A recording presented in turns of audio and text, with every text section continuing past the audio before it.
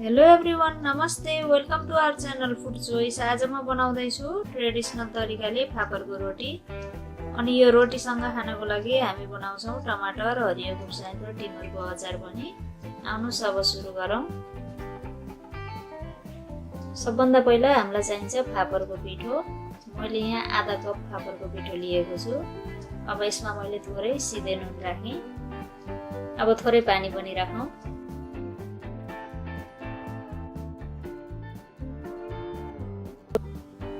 अब हामी यो पिठोलाई फिट्छौँ।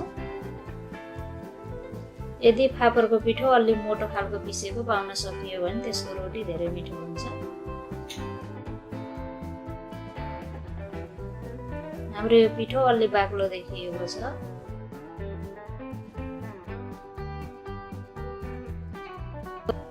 अब यसमा मैले राखेँ 1 चम्मच जति कुटेको अदुवा। अब थोरै पानी पनि राखौँ। अब यसलाई फिटौँ फेरि।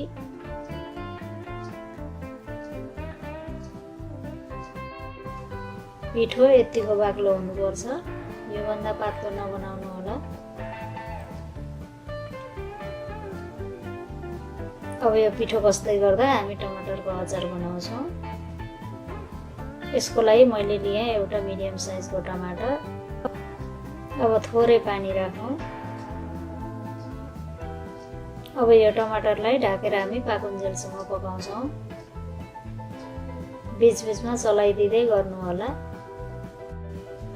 हाम्रो यो टमाटर पाकी पनि सक्यो। टमाटर सेलाएपछि मैले यसलाई मिक्सरमा राखेँ।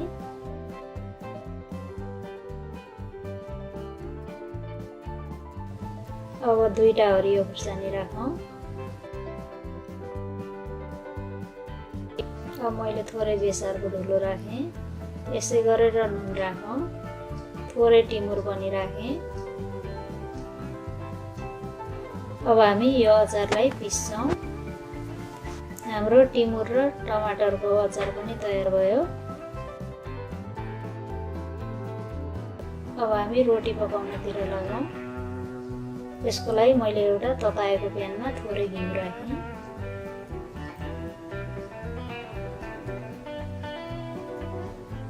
अब हामी यो पिठोलाई एकपटक फिट्छौँ।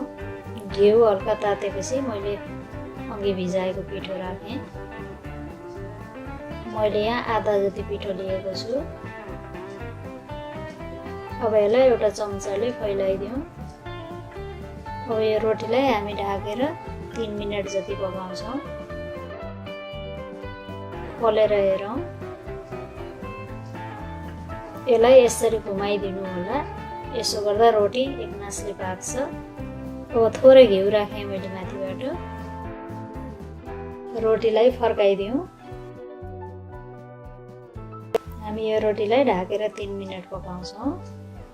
खोलेर फेरि यसलाई फर्काइदिउँ। अब हामी यसलाई 1 मिनट जति पकाउँछौँ। रोटी पाकिसक्यो। अब यसलाई निकालौँ। मैले यो रोटीलाई टमाटरको अचार र दहीसँग सर्भ गरेको छु। आशा छ यहाँहरूलाई आजको यो भिडियो मन पर्यो होला। साथ र सपोर्ट गर्दै रहनु होला। Thank you for watching. By.